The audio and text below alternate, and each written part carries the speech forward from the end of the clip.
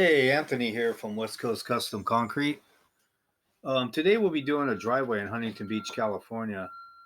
When I showed up to my yard today, I didn't know which tractor or what I had in the trailer. So the Mini was in the trailer, and I was only doing asphalt. So I just showed up with that.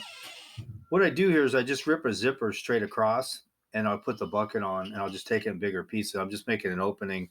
I'll get it going towards the garage, then I'll turn around and go towards the driveway on the way out. It's weird sometimes when you're a contractor how it works out. This was like my sixth or seventh job I was going to do. I was going to do this job in about a month, and a lot of things switched and changed in the world, and it really works out weird. This was just going to be this job was on the back burner, but my curb and gutter job, I can't get the drain because Alhambra's not making. They stopped production. Then the foundation I'm doing, they need to revise the plans. So that's why it's fortuitous that I posted this one. This was like on the back burner. What I'll do is I'll have other tons of jobs and I'll sign little driveways or patios. So if like inspection doesn't pass or somebody gets in my way or I can't get to this job or that, I'll just leave and I'll come and do a driveway or patio. If you're a contractor and you're doing jobs, don't be discouraged if you don't get big jobs because the risk and reward on these little ones like this is almost better.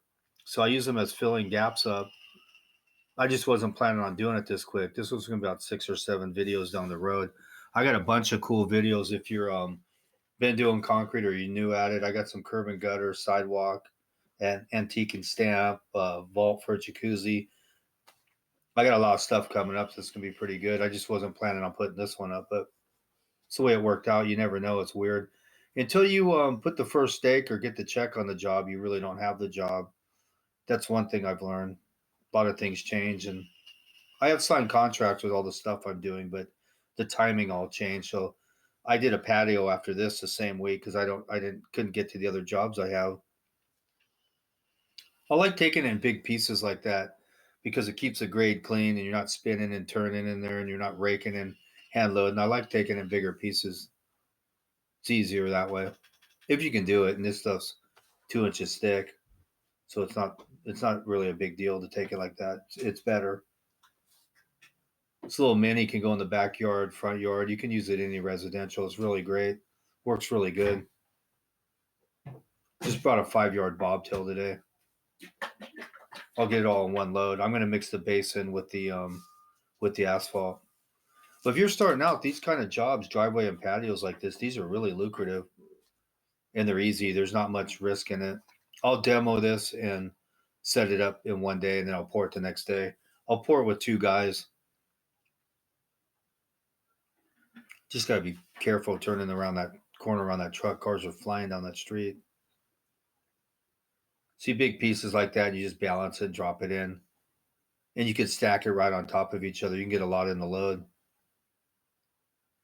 Here I am. I'm going to grade this out now. It was on base, which was good. Sometimes it's not, and it's on like rock hard dirt, and you got to try and skin it. This was just nice road base, which was perfect. Javier and I will set it up today, and we'll pour it tomorrow with bring another guy with us, Milton. But these jobs, a lot of people don't want to do or think it's little, but you can make a good living just doing driveways and patios. No headaches, no nothing. It's pretty basic. I like doing them. I'll fill in gaps with them. I'll go and sign a couple of them because I had 3 big jobs going, and lucky I did because all 3 of them got locked up. So I just got this driveway and a patio around the corner, both in my backyard.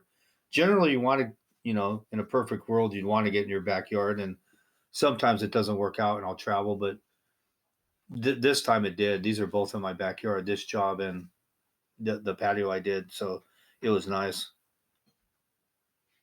Just grading this out here. I'm just fluffing it all up so I can get a look at it, how to skin it,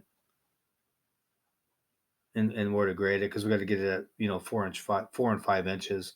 I always order an extra yard, so if the grade's a little bit thick, it's better for them and it's a better product. So I don't mind if it's 4.5, 4 or 5 in areas.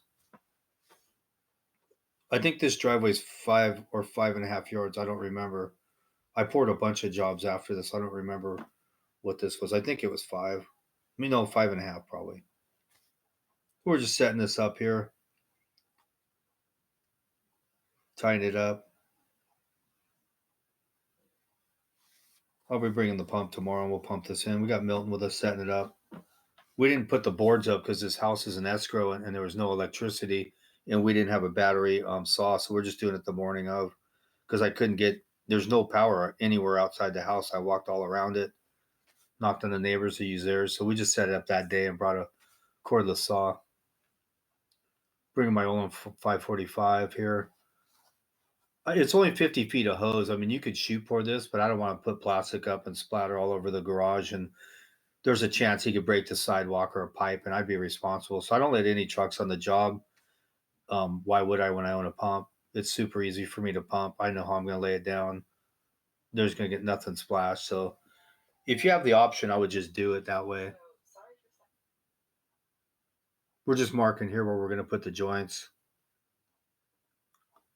But don't be discouraged if you're on smaller jobs because if you price them right, they're really lucrative. And it's like a day and a half you're there and it's not very hard. You know, I've done jobs that are way bigger that I don't make much more, but it was a total pain.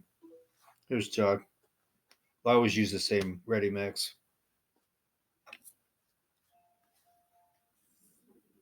Getting ready to roll here. 5 yards. We'll slam it down pretty quick. Just a broom finish. I'm always so busy. I mean, if you pull the rebar up where it crosses, people say it goes back on the ground. It's impossible because there's rocks in the mix, and there's no way it can go back on the ground, even stepping on it. I mean, ideally, you should use Adobe. Sometimes I'm so busy, I forget. A lot of the time, I'm running all over the place, and I forgot to get them or whatever. I left them at the yard, and see, it's up off the ground. We lift it up. If you stand on it, it's not going back down. I should have Adobe's. Sometimes I do, sometimes I don't. But there's a beautiful day in Huntington Beach, California, in the middle of the winter. Weather's good out here. Lately, it's been unseasonably a lot of rain, and it's been throwing my jobs off so bad. It's been like bipolar because even if they call for rain, I can't schedule a crew because what if it does rain?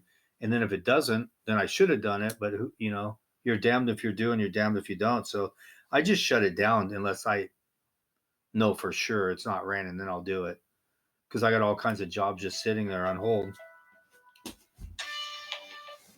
All right, I'm gonna wash this out here. We're all done. We got it laid down. So on a bowl float on it. I got a Javier and Milton with me today. We're gonna strip the forms the whole bit today, so I don't want to come back the next day. I got other stuff to do, so I'm gonna strip them today. Just cutting 2 joints on the width and one up the length, I believe. We'll see coming up here. Walk behind edger. Really nice tool.